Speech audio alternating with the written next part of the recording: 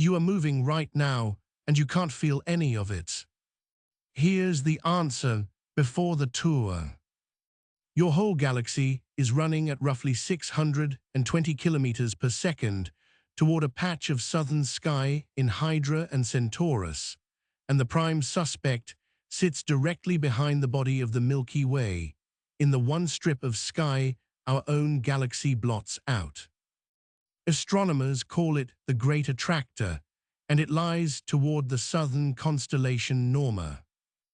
It sits somewhere between 150 and 250 million light-years away, and the heaviest thing anyone has pinned down in that direction is a cluster catalogued as Able 3627, about 220 million light-years out. Keep going along the same line, out to roughly 650 million light-years, and you reach something far larger in Centaurus called the Shapley supercluster. That's the real destination. You will never arrive. Take the speeds you already own. The ground under the equator is turning at about 1,670 kilometers an hour. The planet is going around the sun at 29.8 kilometers a second, near enough 107,000 kilometers an hour, and that one you've probably heard before. Then it gets strange. The sun isn't parked either. It hauls the whole solar system around the center of the galaxy at somewhere between 220 and 230 kilometers a second.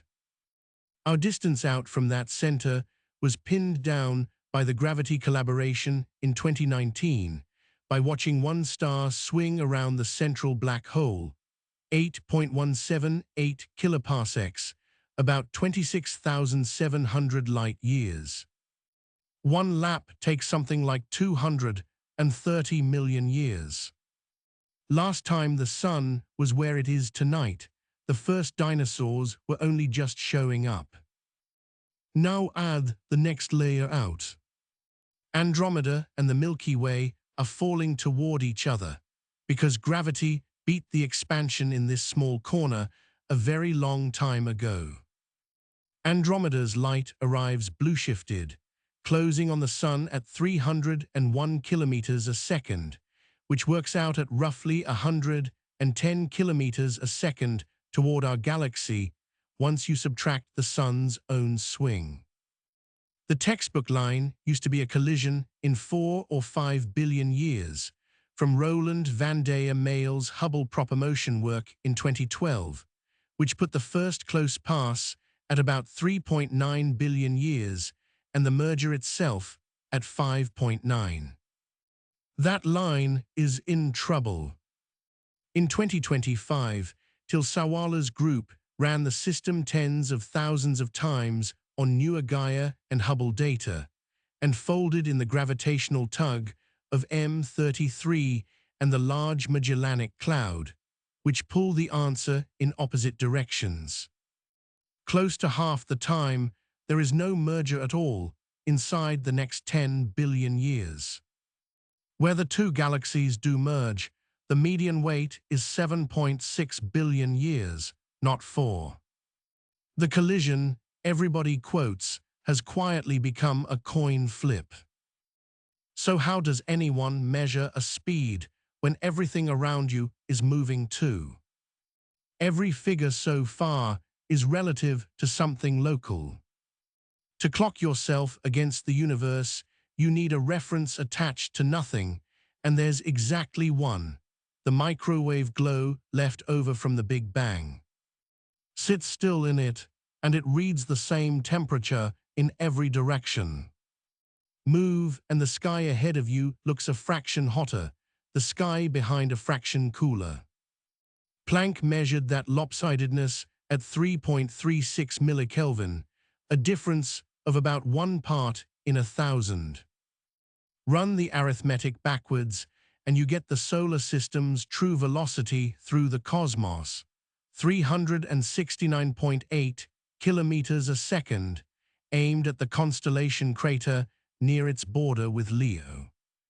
Subtract the Sun's galactic orbit and the local group's internal shuffling, and what remains is the entire local group running at 620 kilometers a second, give or take 15, toward Hydra and Centaurus. Nothing in the neighborhood comes close to explaining it.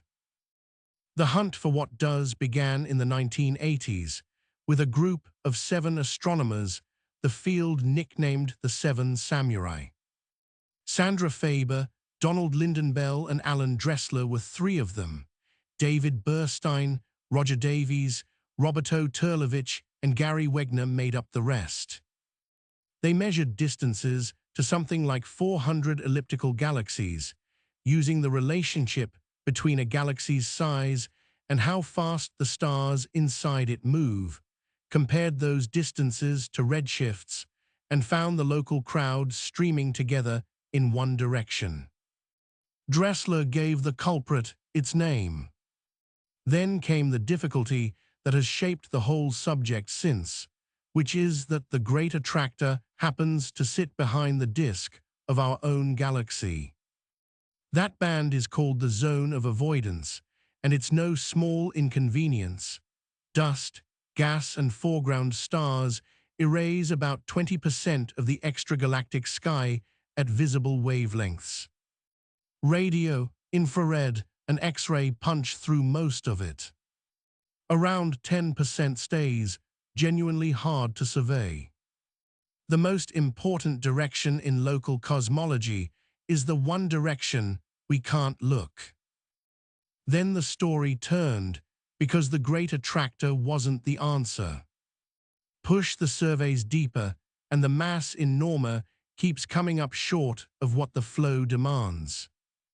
In 2006, Dale Kosofsky and Harold Eberling published an X-ray cluster analysis in the Astrophysical Journal that split the bill down the middle. 44% of the local group's motion comes from falling into the great attractor region.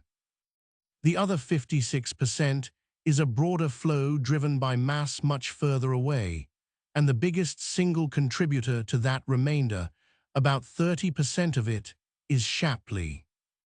A pile of clusters with a core weighing something like 13,000 trillion suns. The great attractor isn't the bottom of the hill. It's rolling downhill too, and we're behind it in the queue. In 2014, 4 researchers drew a boundary around the whole arrangement. Brent Tully, Helene Courtois, Yehuda Hoffman, and Daniel Pomiad published a map in Nature that September. It defined a supercluster the way a geographer defines a river basin. Stop counting galaxies.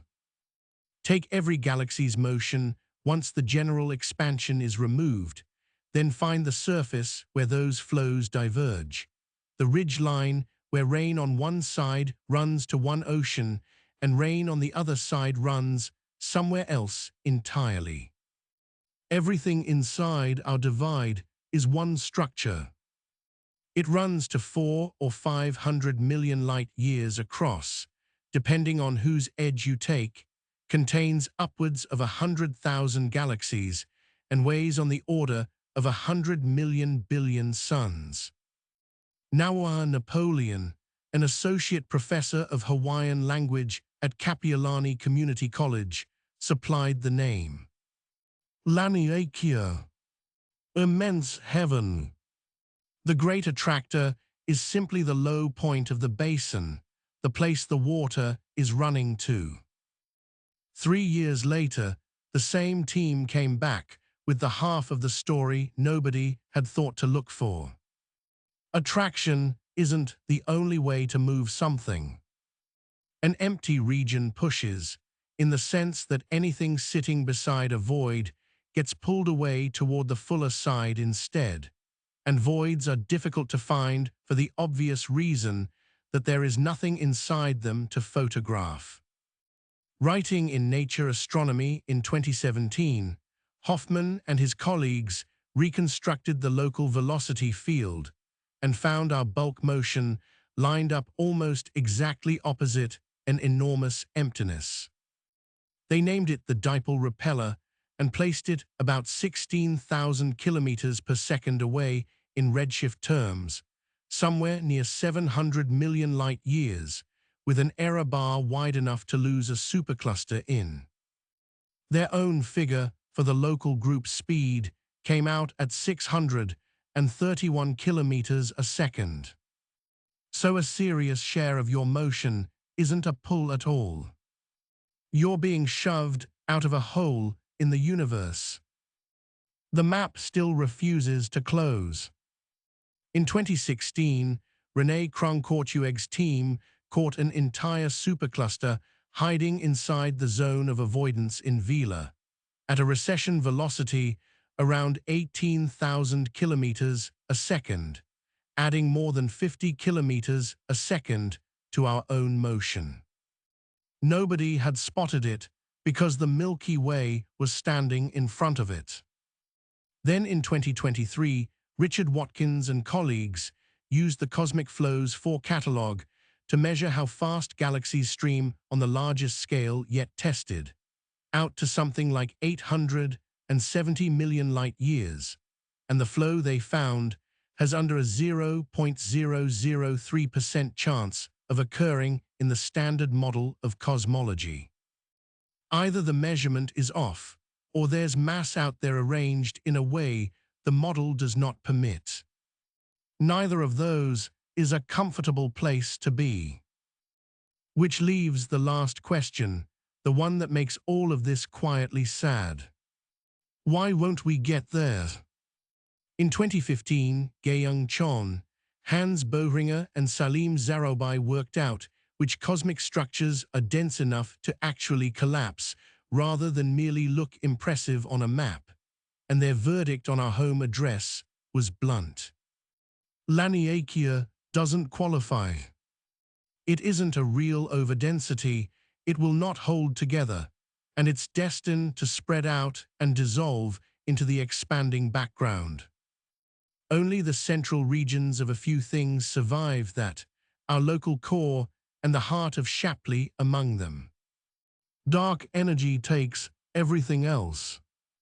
So the pull toward Norma is genuine, the acceleration is genuine, and the distance grows anyway, because space between here and there is being made faster than we can cross it. Sit with the full accounting for a second. You're turning at 1,670 kilometers an hour, on a world doing 107,000 around a star, on a star towing you 230 kilometers a second around a galaxy, in a galaxy falling at 620 toward a patch of southern sky it will never touch, shoved along from behind by a void that contains nothing at all. Every one of those is a real velocity, measured, published, argued over. You will never feel a single one. And the thing at the bottom of it, the mass this entire basin has been draining toward since long before there was a sun to drain, is drifting out of reach a little further every second we fall toward it.